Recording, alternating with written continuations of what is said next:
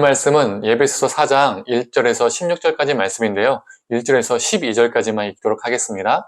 그러므로 주 안에서 갇히 내가 너희를 권하노니 너희가 부르심을 받은 일에 합당하게 행하여 모든 겸손과 온유로 하고 오래 참음으로 사랑 가운데서 서로 용납하고 평안을 맺는 줄로 성령이 하나 되게 하신 것을 힘써 지키라. 몸이 하나여 성령도 한 분이시니 이와 같이 너희가 부르심의 한 소망 안에서 부르심을 받았느니라. 주도 한 분이시여 믿음도 하나여 세례도 하나여 하나님도 한 분이시니 곧 만유의 아버지시라. 만유 위에 계시고 만유를 통일하시고 만유 가운데에 계시도다. 우리 각 사람에게 그리스도의 선물의 분량대로 은혜를 주셨나니 그러므로 이르기를 그가 위로 올라가실 때에 사로잡혔던 자들을 사로잡으시고 사람들에게 선물을 주셨다 하였도다. 올라가셨다 하였은즉 땅 아래 낮은 곳으로 내리셨던 것이 아니면 무엇이냐. 내리셨던 그가 곧 모든 하늘 위에 오르신 자니 이는 만물을 충만하게 하려 하심이라. 그가 어떤 사람은 사도로, 어떤 사람은 선지자로, 어떤 사람은 복음 전하는 자로, 어떤 사람은 목사와 교사로 삼으셨으니 이는 성도를 온전하게 하여 봉사일을 하게 하며 그리스도의 몸을 세우려 하심이라. 아멘. 아침 묵상을 들으시는 모든 성도님들에게 하나님의 은혜와 평안이 있기를 간절히 소망합니다. 오늘 본문은 바울이 교회 통일성과 다양성에 대해서 이야기를 하고 있습니다. 통일성과 다양성은 반대되는 개념의 단어이죠. 이 바울은 통일성과 다양성에 대해서 어떻게 이야기하는지 우리 이 말씀을 통해서 잠시 살펴보겠습니다. 바울은 먼저 교회 통일성, 즉 하나됨에 대해서 이야기를 합니다. 4절에서 6절을 보면 한 몸, 한 성령, 한 소망, 한 주, 한 믿음, 한 세례, 한 하나님 이렇게 하나라는 단어를 7번이나 사용합니다. 그만큼 하나됨을 강조하는 것이죠. 바울은 이 하나됨을 힘써 지키라고 말하고 있습니다. 된 것도 중요하지만 하나 된 것도 중요하지만 된 것을 지켜나가는 것이 중요합니다. 어제 얘기했지만 된 것도 중요하지만 그 된 것을 지켜나가는 것이 중요하다는 것을 우리는 기억해야 합니다. 예를 들어서 이스라엘이 애굽의 종에서 자유인이 되었죠. 자유인이 된 것도 중요하지만 자유인으로서 합당한 삶을 지켜나가는 것이 정말 더 중요합니다.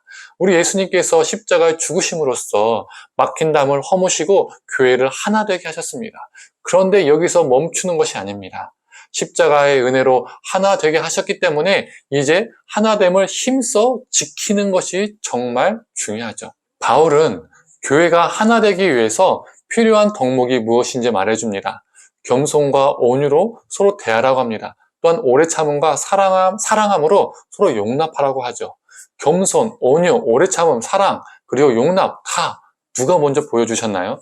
예수님이 먼저 겸손과 온유와 오래 참음과 사랑을 우리에게 보여주셨고 우리를 용납해 주셨습니다. 우리가 바라보는 대상이 다르고 닮아가고자 하는 대상이 다르면 우리는 서로 달라질 수밖에 없습니다. 그러나 우리가 예수님이라는 한 분을 동일하게 바라보고 또 그분을 동일하게 닮아갈 때에 우리는 하나가 될 수 있습니다. 서로를 대할 때에 예수님처럼 겸손과 온유로 대하고 오래 참음과 사랑함으로써 서로를 수용하는 우리가 되기를 원합니다. 7절부터는 다양성에 대해서 이야기를 하죠. 예수님이 이 땅에 내려오셔서 사탄의 세력과 싸우시고 죽음의 권세를 이기시고 승리하신 후에 하늘에 오르셔서 우리에게 은사를 주셨다고 말합니다. 우리에게 은사가 주어진 이유는 무엇일까요? 12절에서 13절에 말해주고 있습니다. 읽어보겠습니다. 이는 성도를 온전하게 하여 봉사일을 하게 하며 그리스도의 몸을 세우려 하심이라. 우리가 다 하나님의 아들을 믿는 것과 아는 일에 하나가 되어 온전한 사람을 이루어 그리스도의 장성한 분량이 충만한 데까지 이르리니. 우리에게 은사가 주어진 이유는 성도인 우리를 온전하게 하고 봉사의 일을 하게 하며 그리스도의 몸을 세우기 위해서입니다.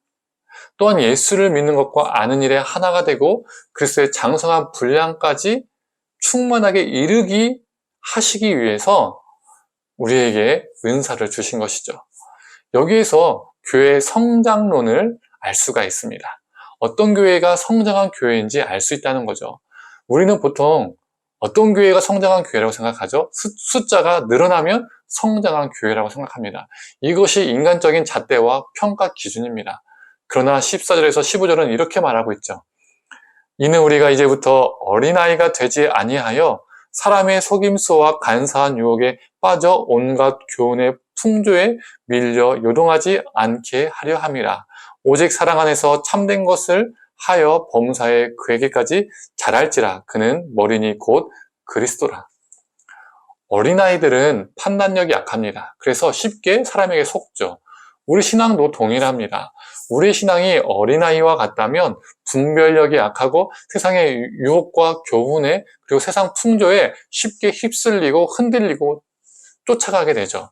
만약 우리의 신앙이 어린아이의 수준에 머물러 있다면 또 그런 성도들이 많다면 세상 교훈과 세상 풍조를 따라 살면서 교회만 나오는 성도들이 많다는 의미이죠. 숫자가 늘어나도 어린아이의 신앙에 머문 사람들만 우글우글하다면 그 교회는 오히려 성장하는 교회가 아니라 쇠퇴하는 교회입니다. 믿으면 그만이 아니라 신앙은 자라야 합니다. 성도 수가 적더라도 만약에 그 성도 수가 10명이라도 20명이라도 30명이라도 그 안에서 예수를 믿는 것과 아는 일에 하나가 되는 존재가 많은 교회가 성장하는 교회, 성장한 교회이죠. 그리스도의 장성한 분량까지 이른 존재들이 점점 늘어나는 교회가 성장하는 교회입니다. 숫자가 많다고 성장한 교회가 아니라는 거죠. 그래서 교회가 하나 되기 위해서는 서로 다양한 각 지체들의 성장함이 필수입니다. 서로 다른 지체들이 서로 성장하지 않으면 아이처럼 자기 중심적으로 살기 때문에 하나 되는 것이 쉽지가 않습니다.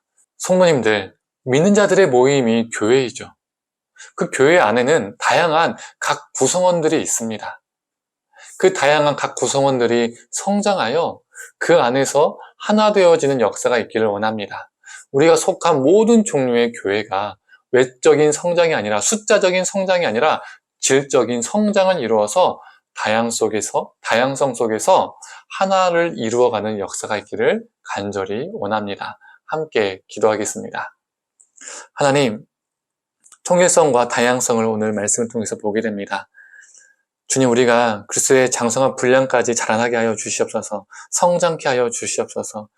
우리는 서로 다양하지만 서로 다르지만 우리가 성장함을 통해서 더욱더 성숙해져서 주님의 뜻을 알아서 주님 안에서 하나 되어지는 역사가 가정이라는 교회 안에 또 우리가 속한 모든 공동체의 수많은 교회 안에 믿는 자들의 모든 모임 안에 이 통일성과 다양성의 역사가 넘치게 하여 주시옵소서.